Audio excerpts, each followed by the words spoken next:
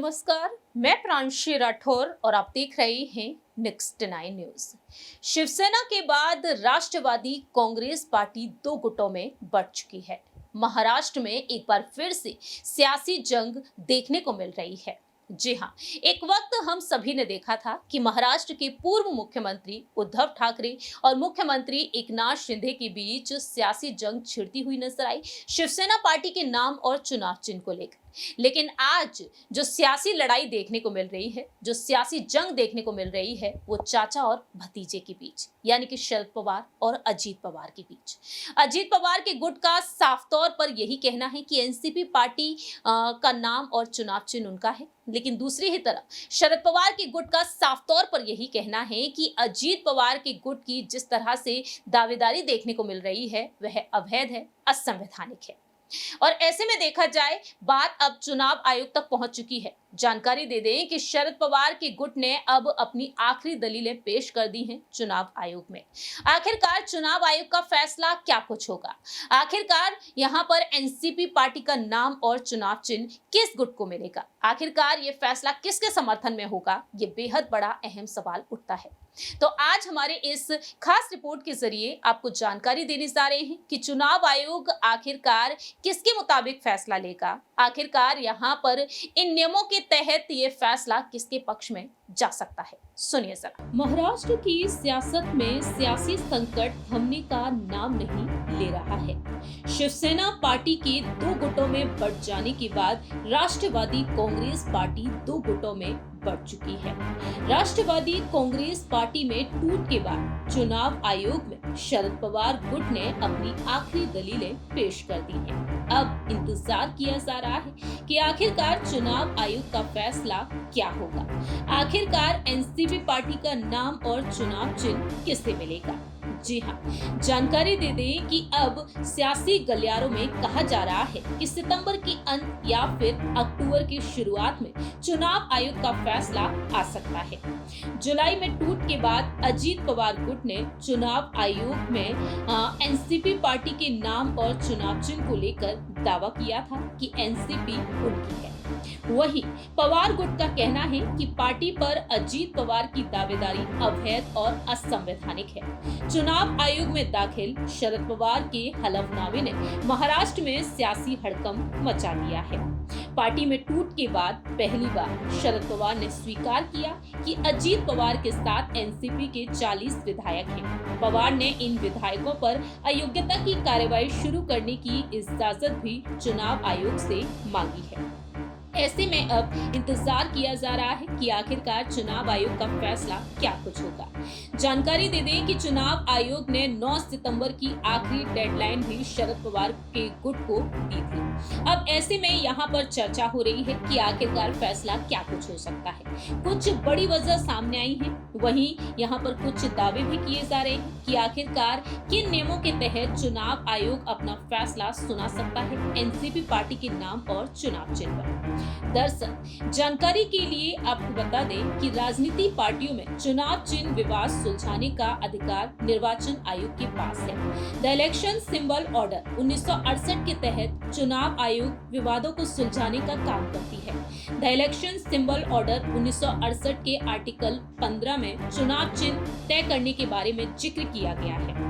वहीं चुनाव आयोग सबसे पहले पार्टी के संविधान को आधार बनाती है। इसमें चुनाव आयोग ये देखता है कि नियम के मुताबिक संगठन के चुनाव सही वक्त पर हुआ है या नहीं। सादिक अली बनाम चुनाव आयोग के फैसले में सुप्रीम कोर्ट ने आयोग को आदेश दिया था और उस वक्त कोर्ट ने कहा कि संगठन के बहुमत को पहले देखा जाना चाहिए। ऐसे में देखा जाए, चुनाव आयोग यहाँ पर संगठन के बहुमत को भी देखेगा। वहीं सिंबल विवाद में सबसे पहले संगठन के पदाधिकारियों को तरजीह दी जाती है और इसी के बाद विधायी शक्तियां देखी जाती हैं। हाल ही में जिस तरह से देखा गया कि शिवसेना विवाद में संगठन में जिस तरीके से यहाँ पर सियासी संकट गहराता हुआ नजर आया और उस वक्त विधायी आधार आयोग ने फैसला सुनाया था। वहीं ऐसे में देखा जाए, अजीत पवार यहाँ पर दावा कर रहे हैं कि उनके पास संख्या बल अधिक है। ऐसे में देखा जाए तो अजीत पवार के गुट का जिस तरीके से दावा है उस हिसाब से उसके मुताबिक चुनाव आयोग क्या वाकई में एनसीपी पार्टी का नाम और चुनाव चिन्ह उन्हें सौंपेगा या फिर नहीं। जानकारी दे दें कि डिप्टी सीएम अजीत पवार ने 42 विधायकों, विधान पार्षदों और 2 सांसदों के हस्ताक्षर के साथ चुनाव आयोग को एक पत्र लिखा था। में उन्होंने कहा था कि विधायी और संगठन के लोगों ने मुझे नेता चुना है, इसलिए एनसीपी का सिंबल मुझे दिया जाए। अजीत पवार ने चुनाव आयोग से आगे कहा कि प्रफुल्ल पटेल की अध्यक्षता में एनसीपी कार्यकारिणी की बैठक बुलाई गई थी, जिसमें मुझे अध्यक्ष चुना गया, इसलिए चुनाव आयोग के 1968 के नियम के तहत पार्टी का सिंबल मुझे दिया जाए। अजीत पवार गुट ने जिला स्तर के पदाधिकारियों का हलफनामा भी तैयार करवा कर रखा है। वहीं अजीत पवार गुट ने सभी विधायकों के 10-10 हजार पदाधिकारियों से शपथ पत्र लेने के लिए भी कहा था।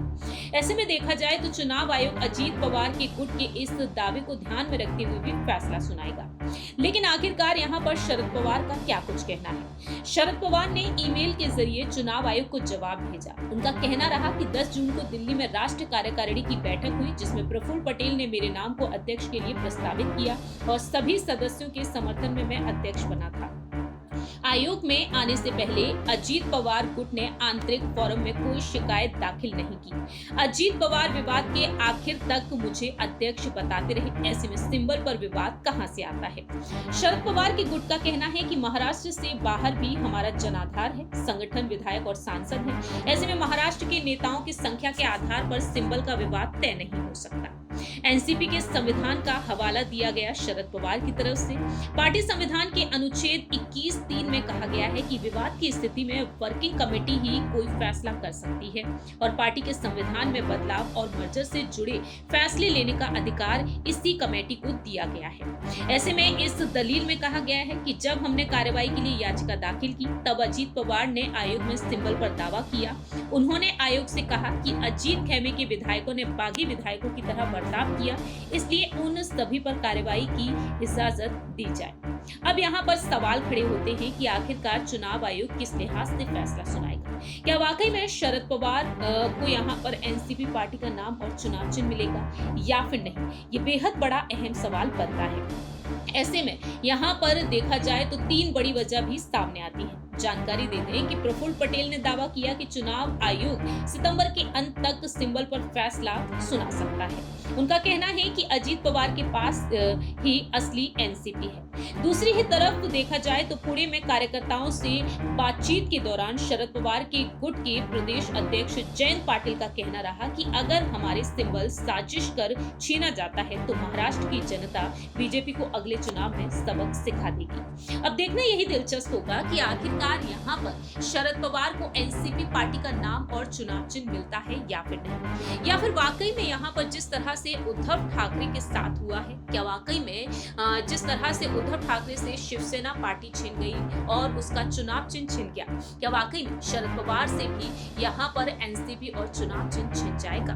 देखना दिलचस्प होगा कि चुनाव आयोग आखिरकार किसके समर्थन में फैसला सुनाता है, नियमों को ध्यान में रखते हुए। आपने सुना कि किस तरीके से यहाँ पर वो तमाम बातें निकलकर सामने आती हैं जिन पर अगर रुख किया जाए तो यहाँ पर चुनाव आयोग इन नियमों के तहत अपना फैसला सुना सकता है। देखना यहाँ पर यही दिलचस्प होगा क्या वाकई में संख्या बल के आधार पर यहाँ पर अजीत पवार के गुट की जीत वाकई में देखी जा सकती है। जिस तरह से शरद पवार को कहीं ना कहीं डर सताया हुआ था पार्टी के नाम और चुनाव चिन्ह को लेकर कि जिस तरह से शिवसेना का हाल देखा है, क्या वही हाल उनकी पार्टी का तो नहीं हो जाएगा। ऐसे में देखा गया है कि सियासी जंग के बीच शरद पवार के सुर बदलते हुए भी नजर आए हैं और उनके इन बयानों के चलते महाराष्ट्र में सियासी गर्माहट और भी तेज देखने को मिली है। अब देखना होगा कि आखिरकार चुनाव आयोग अपना क्या कुछ अहम फैसला सुनाता है। एनसीपी पार्टी का नाम और चुनाव चिन्ह आखिरकार किसका होना चाहिए, कमेंट सेक्शन में आप भी अपनी राय रख सकते हैं। फिलहाल के लिए हम चलते हैं, बाकी की तमाम अपडेट्स के लिए देखते रहिए नेक्स्ट 9 न्यूज।